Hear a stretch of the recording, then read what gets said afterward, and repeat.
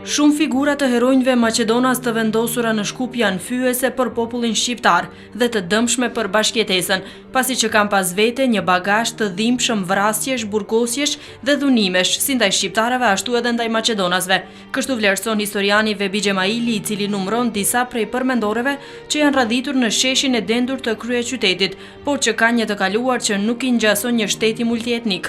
Për fatkeq që them për herë parë publikisht, shumë figura që janë vënë në Shkup dhe që janë paguar me parat e qytetarëve, fatkeqësisht, kur s'kanë luftuar për Maqedoninë, gjithmonë kanë luftuar kundër shqiptarëve, për fatkeq shqiptarët i kanë përkrahur ato figura, që shumica prej tyre kanë qenë shumë të dëmshëm, edhe për bashkëjetesën, por edhe për çështjen shqiptare, por edhe për vetë Maqedoninë. Figura më e spikatur e cila shkaktoi reagime të ashpra nga shqiptarët e Maqedonisë është Car Dushani.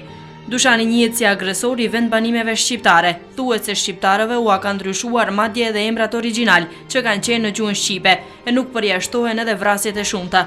Dushani ka marrë fronin e mbretit të Serbisë me dhunë, edhe atë ndaj babait të tij, të cilin ka urdhëruar ta likuidojnë duke e varur. Shpallja e tij për mbret ka ndodhur pikërisht në Shkup në vitin 1346. Për më shumë se 24 vjet, Car Dushani ka pushtuar të gjitha trojet e banuara me shqiptar, si Kosova, Shqipëria, Shkupi dhe Janina. Shqiptarët vazhdimisht e kanë kundërshtuar regjimin e tij. Përveç Car Dushanit, Shkupi është dekoruar edhe me përmendoren e Petar Çaulevit.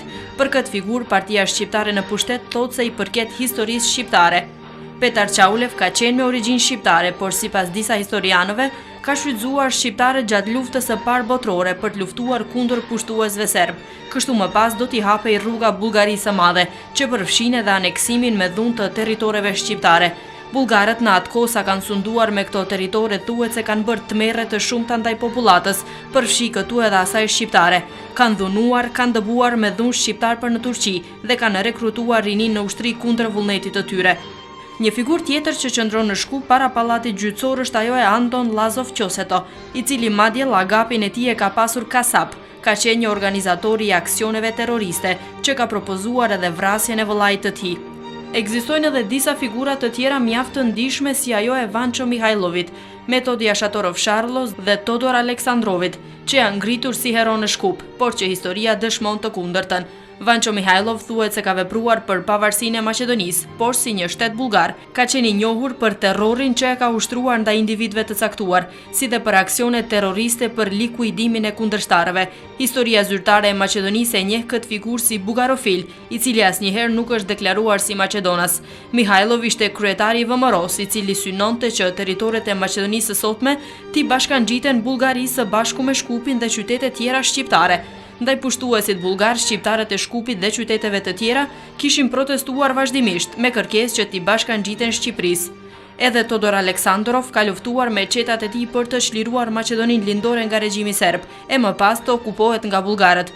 Aleksandrov është një figurë shumë kontroverse për të cilën edhe historianët Maqedonës janë me mendime të ndara, por shumica vlerësojnë se Aleksandrov nuk e meriton epitetin e heroit për çështjen maqedonase. Gjatë periudhës së Jugosllavisë socialiste dhe në vitet e para të pavarësimit të Maqedonisë, shumica historianëve e kanë përçmuar figurën e Aleksandrovit për shkak të lidhjeve të ngushta me Bullgarinë, por që kur partia e qendrës së djathtë e kryeministrit Nikola Gruevski mori pushtetin në vitin 2006, atmosfera ka ndryshuar dhe tani në kryeqytet një rrugë dhe një urë mbajnë emrin e tij.